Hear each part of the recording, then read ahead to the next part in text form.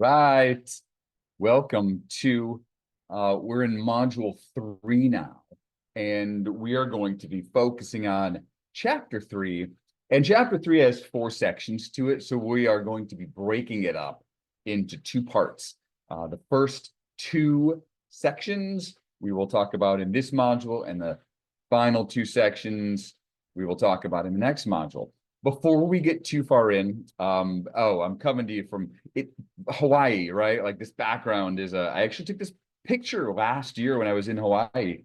And I figured at the time I am recording this, we've had so much snow that a little tropical background might not be the worst thing. Before we get too far into this, and I even give you the overview and introduction, I thought it would be a good idea to get your manipulative kit out and punch out some of the next manipulatives that we're going to need. So the only way I can show these to you is if I remove my background here. So let me do that momentarily here. All right, and I'm going to turn the lights off as well. So you're going to need a couple things, 4 different sheets. So one of them are these yellow sheets that say base 5 pieces, right? And one of them, this one right here, when you start to punch these out, you're going to notice that it's like a long strip, right? A long strip of yellow. In fact, I'll just do it right there. One long strip here. And if you start to count these little squares in here, what you'll notice is that there are, it's a 5 by 5 square on the end, and then there are 5 of them. Okay, so it's 125 little squares in here. On the other yellow sheet, there are different ones, right? So as you start to punch these out, what you'll notice is that there's a 5 by 5 up here in the corner. Right, so that's a 5 by 5, which is 25 little squares in it. Then there is a couple more 5 by 5s, but then there's some of these longer ones, right? This 5 by 1, right? So a little one, 5 by 1. And then at the end of that little section as well, you got a whole bunch of these, the single unit pieces, right? So just a tiny little square. See if I can get one example, right? So you got the tiny little square just like that, right? So you got all these different yellow pieces. So these are all going to go in here, the base 5 pieces. And again, numbered right on that envelope are how many you should have. So again, punch all these out. The other ones that you're going to need are the 2 blue sheets that say base 10 pieces. And those are similar as well, except they're go by 10s instead of 5s. You're going to want to punch all those out. And again, put those in the base 10 piece envelope. So I would recommend that you pause and do that, because we're going to use those pretty soon. And if you don't have them yet, again, you can go on to Blackboard in module 3. And what I provided for you are the printable ones that you can just cut out. I know it's not as convenient. It might take you a few minutes, but again, if you don't have the manipulative kit yet, you can do that. So why don't you go ahead and do that, and then come on back to the video. So let's first take a look here at what we are going to be doing in this video, or this collection of videos. Section 3.1 is called Numeration Systems. By the end of this unit, this module, you're going to be exploring whole numbers and addition and subtraction in such depth, in a way that you've probably never thought of before, which hopefully is going to give you a much better understanding of why our numbers work the way they do. To truly appreciate it, though, and to give you a better, deeper connection to our numbers, we have to study some ancient numbering systems first. You may be familiar with some, or maybe not. but we're really going to dive in. I think this is really fun, and it's gonna hurt your brain a little bit at first if you're not familiar with these, but I think it starts to get a little fun once you get the hang of it. But by the time you've gone through those, I think you'll come to understand how our number system works and why. So we're going to start off with a little connection to teaching and learning. Like, why is this stuff important? We're going to do a little introductory activities using some of our new manipulatives. We are going to talk about what are numerals and what is numeration. We're going to look at some terminology like numeration system, base, additive numeration system, a couple of the ancient systems that will start with our Egyptian and Roman. We'll talk about what a positional number numeration system is, place value. We'll get into the Mayan numeration system, and finally, what we currently use, which is the Hindu Arabic numeration system. We'll have a discussion about reading and rounding numbers, periods, thousands, millions, billions, expanded form, and finally, look at some models of numeration systems, like the bundle of sticks method. That'll continue over a couple different videos. Base 10 pieces, that's those blue pieces that you just punched out. And then regrouping. Okay, so that's an overview of what we're going to be doing. I'm going to start by doing kind of like I often will when we are introducing a new chapter. And that is just some copying and pasting of some things from our textbook regarding the teaching and learning aspect to this. Like, why? Oh, that's not how I want this to look. Let's do you. Like, what are the connections, especially to the Common Core standards? And this is going to be, we're going to start off to see like the kindergarten and grade 1, things that are connected to numeration systems, base 10, right? You can see there just from the kindergarten base and grade 1, using objects for drawing, composing, decomposing numbers from 11 to 19, grouping 1, 10, and some 1s. So we're starting to group things. Grade 1, 2-digit numbers, find 10 or more, 10 more or 10 less than the number. For when we move, next one, copy. When we move into grades 2 and 3, we start to focus on understanding 3-digit representations. Grade 3, now we're multiplying whole numbers by multiples of 10. And then once we get into grades 4 and 5, now we're multiplying 2-digit numbers, talking about place values, properties of operations. These are going to things we're going to be talking about in these videos. And then grade 5, we start to divide, right? And so we're going to go through all these things over the entire course of chapter 3, modules 3 and 4 in this class. All right, so those are some of those Common Core connections to why we're doing what we're doing. Okay, so the first activity that I want you to do is not involving those number pieces, the base 5 pieces, but more of a thinking problem. Okay, we've introduced again in module 1, problem solving. Always think through your own thinking as you do these. Okay, so here's the problem I have for you. A 7 is written at the end, at the right end of a 2-digit number, thereby increasing the value of the number by 700. Find the original 2-digit number. So again, I would suggest that you pause the video and see if you can play around and figure out what this is. Then come back.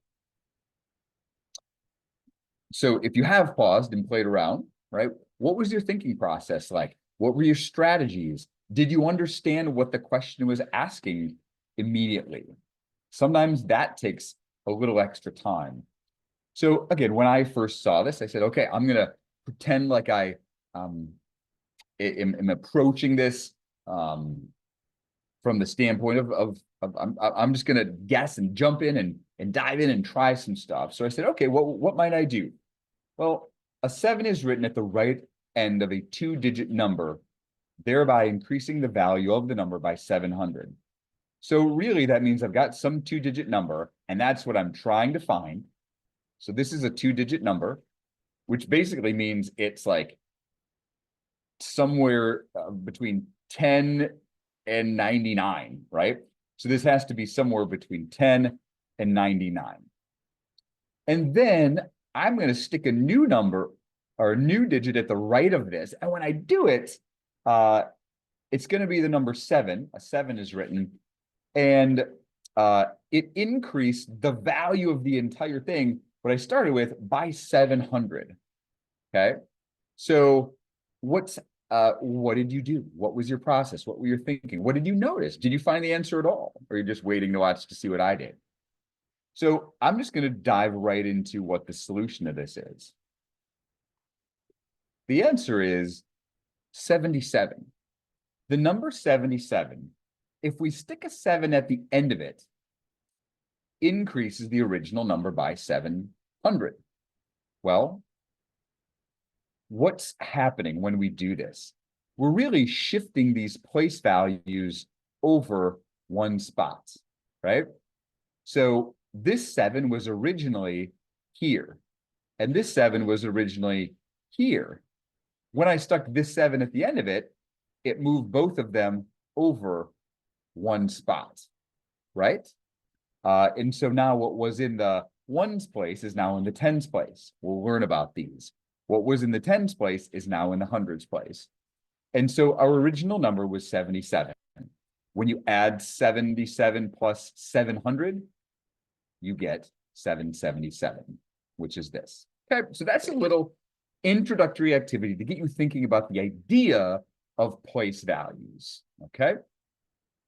So now another activity, and this one is going to involve those yellow base 5 numbers, okay? So the first thing I want you to do, and again, hopefully you've already punched out those yellow numbers, or those yellow tiles, right? And these are called base 5 pieces. So if you haven't done it yet, just sort of get acquainted with those pieces, okay? Notice some things about the pieces. Think about the values of those pieces. And I'm going to take a minute here and talk about the names, because we've got some names for these things, all right? One of them, actually, I'm just going to show all 4 of them at first. I'm going to do a little copy and paste here of something from our textbook, all right? And so we got 4 different types of pieces here. I'm going to start from the bottom up. We have the small ones, which is a single square. And that we're going to call the unit, right? It's an individual unit. It's one piece. It has a value of, in this case, 1. Then we have these long pieces, right? We've got the one that's 1 by 5, right? We're going to call that the long piece. We have the unit, and now this is the long. And you're basically counting how many of the little squares are in it. 1, 2, 3, 4, 5. So 5 of the unit pieces fit in a long piece. This has a value of 5. Then we're going to call this one the flats. Okay, so this will be the flats. What do you notice about how many units fit in that? Well, there's 1, 2, 3, 4, 5, 6, 7, 8, 9, 10, 11, 12, 13, 14, 15, 16, 17, 18, 19, 20, 21, 22, 23, 24, 25, right? So a flat has 25. And then the longest one, the big one, you had just a few of those in your kit. We're going to call this the long flat. And what you'll notice is it's got a flat right here, right? So it's got a flat, and it's got 5 of those. So really, it's got 5 groups of 25. 5 groups of 25, 25, 50, 75, 100, 125. 125. So this question up here, right, says examine the numerical and geometric patterns as they increase in size. Describe how you would design the next larger piece to continue the pattern. So if you had to draw the next one, right? We had the unit, the long, the flat, the long, flat. What would the next one look like in the pattern? Go ahead and pause the video and think about that for a moment. Maybe sketch it out, right? Sketch it out. Go ahead and pause.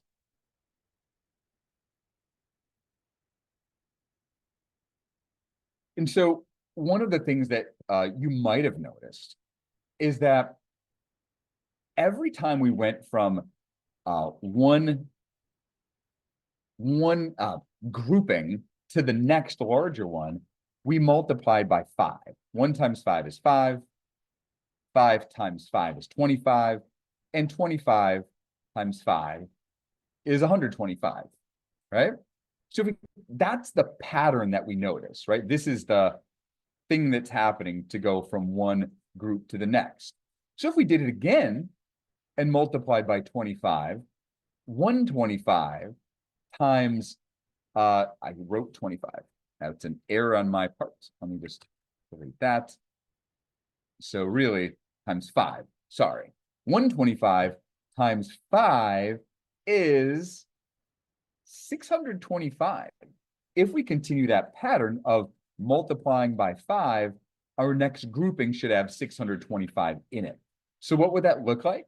I don't have a whole lot of room on this page, but what it would really be is taking a long flat, right? If I take a long flat, one of these fellas, right, with all the groupings of 5, and I do 5 of them. There's 1, there's 2, there's 3, there's 4, and there's 5, right? Each of them have these groupings of 5 rows and, right, these columns, right? And they've got all these other individual little pieces in it, right? I'm not going to sketch out every single one, but you'd have then really another square, right? And in that giant square, how many pieces would you have? You'd have 625. What another thing you might have noticed from this numerical grouping is that these numbers here that are telling us how many units are in each one, they're all what we call powers of 5. 5 is 5 to the first power. Now we're going to get into exponents later, but 25 is 5 to the second power, which means 5 times 5. 125 is 5 to the third power, which is 5 times 5 times 5. And 625 is 5 to the fourth power, which is 5 times 5 times 5 times 5 again. One thing you might not know, but the number 1 is any number to the 0 power. And that's not really something to focus on for this unit, but just so you know, 5 to the 0 power is equal to the number 1. Okay, so we've started to explore these different base 5 pieces. Now, I've got another question for you. And here I'm going to show you a diagram first, or an arrangement of some of my pieces. So if you have your pieces with you, go ahead and get out what you see here, what I'm showing you, and arrange them in a pattern like this. And what you're going to notice here, if you count these, is that each of these, the longs, remember we call these the longs, has 5. So this is going to be 5, 10, 15, 20, 25, 30. And then we count the units, 31, 32, 33, 34, 35, 36.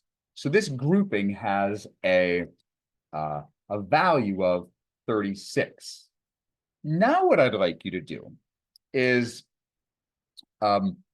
look at the other pieces that you have and say, is there maybe a different way that I can represent the number 36 using fewer pieces? Because this one used 1, 2, 3, 4, 5, 6, 7, 8, 9, 10, 11. I used 12 different pieces to represent the number 36. Can you do it with fewer pieces? So go ahead and pause the video and see if you can figure that out.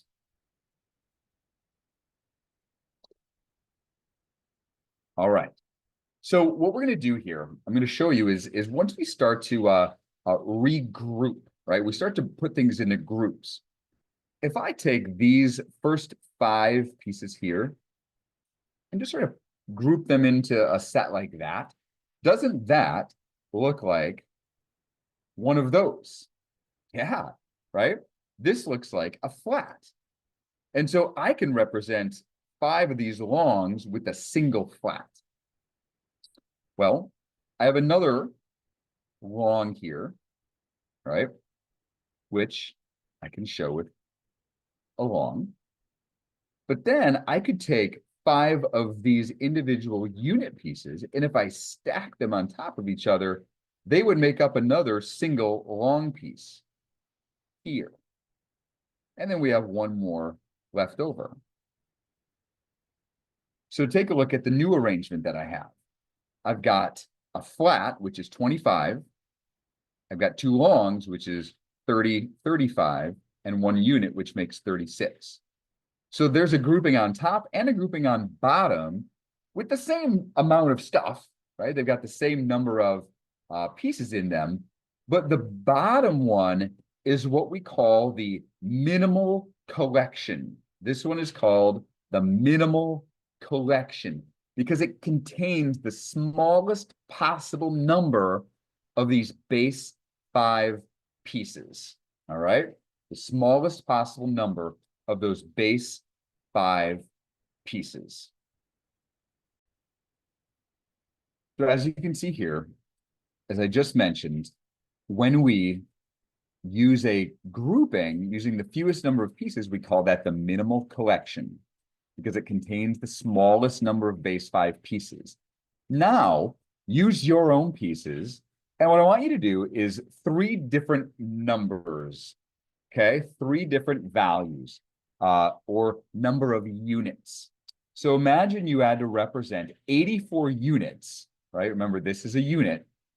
And you need to do it using the minimal collection of long flats, flats, longs, and units. So take a few minutes to play with your base 5 pieces and figure out the smallest, the minimal collection. And you would write that number here for 84 units, for 147 units, and 267. Okay, go ahead and pause the video and try that on your own.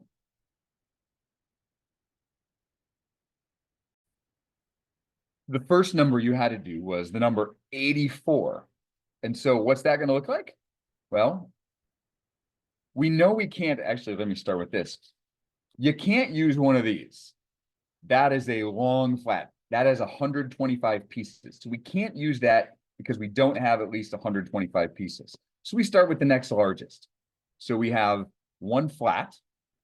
We have a second long flat, 25, 50. We have a third long flat. That gets us up to 75. Now, we can't do another long flat. I'm sorry, a flat. We can't do another flat because that would take us to 100, and that's too much. So we have to use one of our longs, 75, 80. I can't use another long because that would give me 85. So I have to use 1, 2, 3, and 4. So this is what our collection would look like for the number 84 if we are using a minimal collection of base 5 pieces. The next number you had to do was 147. We can now use one of our long flats because that gets us up to 125 immediately. So there's 125. Now we can add, well, I can't add a flat because that would take me to 150, but that's too much. But we can add a long. So again, we have 125, 130, 135, 140, 145. That's as many of those as I can do. 145, 146, 147. So what we would have here is one of our long flats. We would have 0 of the flats. We would have 4 longs, and we would have 2 units. And finally, we have the number 267. I'm starting again with a long flat. That gets me to 125. I can add another long flat. That gets me to 250. If I add a flat, that takes me too far. That takes me to 275. So again, we have 0 flats. Let me take that out of there. So right now we're at 250. I can add a long. Let's make sure this fits in the screen there. That's 255, 260, 265, 266, 267. So we'd have 2 long flats, 0 flats, 3 longs, and 2 units. So just to confirm, to make 84 units, we would have no long flats. It was 3 flats, 1 long, and 4 units. For 147, it was 1 long flat, 0 flats, 4 longs, and 2 units. And for 267, it was 2 long flats, 0 flats, 3 longs, and 2 units. And so one of the things that we are going to learn as we go through this is about different bases. Our number system is base 10, which we're going to learn about later. This is a representation of base 5. And if you wanted to represent 84 units in base 5, you would write it like this. This would be how you would represent that using base 5 numeration. This 1042 is how you would represent the value of 147 units in base 5. And 2032 is how you would represent this 267 units in base 5. So you can see that it almost feels really weird to sort of make sense of. We're going to learn about the importance of place values and how important they really are to understand. You going through this process and making sense of this stuff is going to be, again, a little challenging on your brain, but it's going to be extremely good, again, like I said, for you to make sense of the important things that young learners are going to have to make sense of as well as they're learning it for the very first time.